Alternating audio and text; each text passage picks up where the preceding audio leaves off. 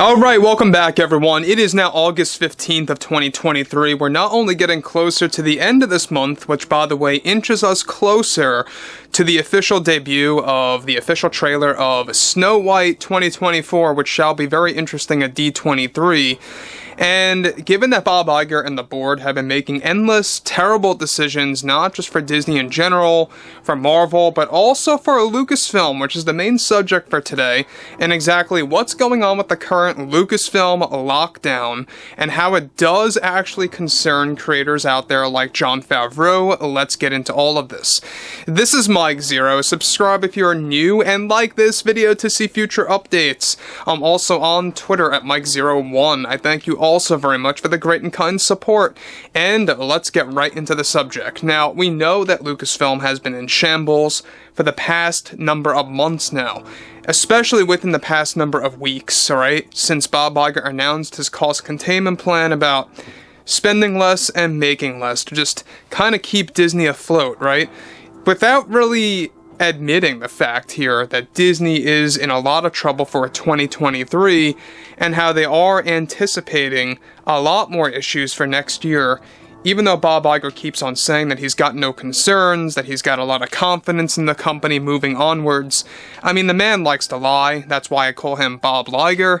But that brings us to what's going on with, of course, The Mandalorian as a series and everything happening with the current Lucasfilm lockdown. Let's go into all of this, because this does concern everything moving forward for Star Wars and all of the up-and-coming spin-off series. So, with Disney and Lucasfilm endlessly getting into more issues and trouble due to Bob Iger and the board's latest choices, one major development has much to do with the Lucasfilm situation and the current lockdown.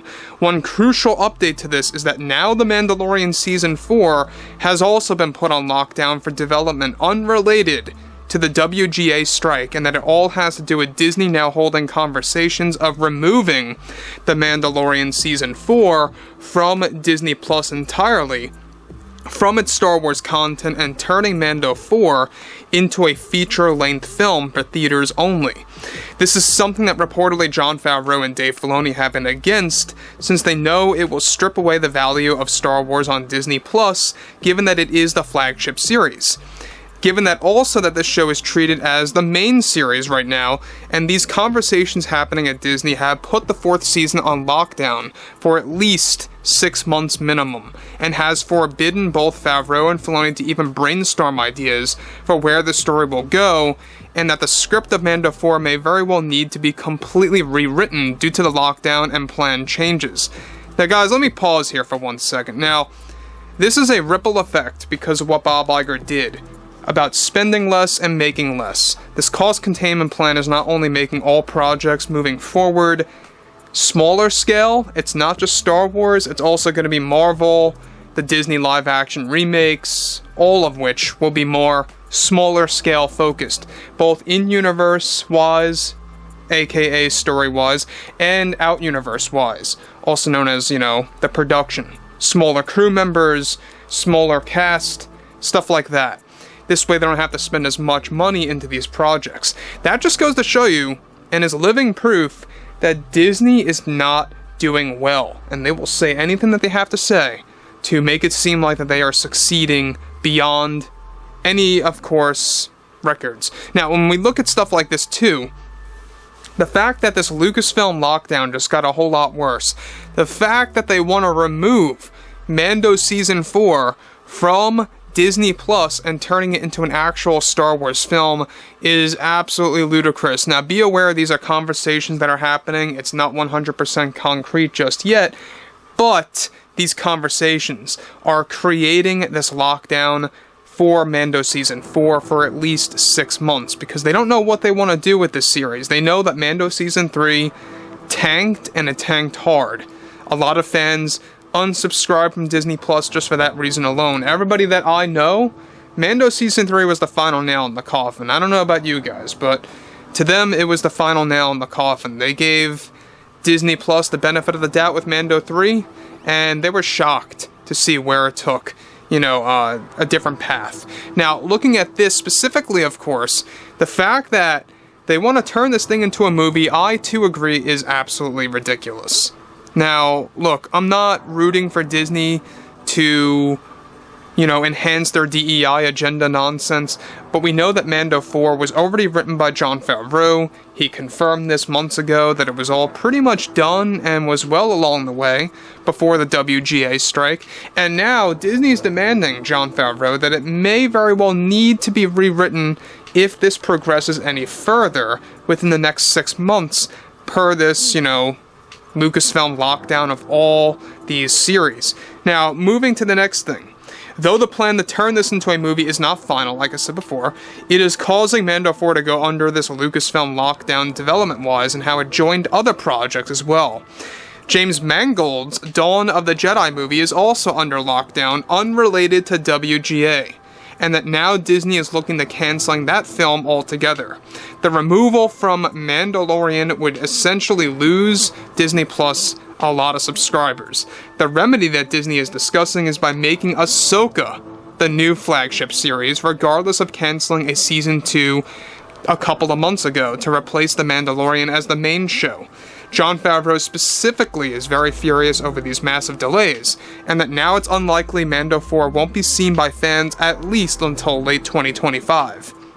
The chance of Mando 4 getting rewritten are now way high, due to Disney's demands of rethinking their strategy and spending less on said projects as part of IGER's cost containment plan moving onwards, which impacts the story and the script that was written by Jon Favreau previously. So there lies the bigger problem here, is that they want to basically not make The Mandalorian the flagship series anymore for Disney Plus. You know why? They know that Mando 3 tainted the show. They know that. We know that. Can they turn things around if they were completely on their own, John and Dave? Absolutely. If they really wanted to do something new and fresh and honor George Lucas without any interruptions, absolutely, they could pull it off if they really wanted to. But somebody like Dave Filoni, we talked about this, is the one individual and that really fell for Kathleen Kennedy with the Ahsoka series. He allowed some of Kennedy's ideas to spill into the Ahsoka show, and that does not mean that Kennedy had creative control over the series, in which she did not. We talked about this, but Filoni did allow Kennedy to intervene with Ahsoka and have some of her ideas get thrown in there. The biggest one of all is how Sabine Wren is going to use Ezra's lightsaber in this film, and how Ezra should have little to no screen time in this movie that's not considered a hologram. In-person sequences, so to speak. So Ezra, don't expect to be seeing him too much in this show. Kathleen Kennedy's idea that was accepted by Filoni was to keep that at a bare minimum, to give him essentially the Luke Skywalker treatment. He's only going to be doing martial arts and karate-esque stuff in this movie, or in this show, I should say. And that just goes to show you that he's not using a lightsaber, or his very own lightsaber in this series, which is unfortunate. So, anyway guys, drop a comment below, fill me in below in the comments what you all have to say about this, and if you guys did enjoy the content for today, make sure to drop a thumbs up on this video to support the channel, and I will catch you guys next time.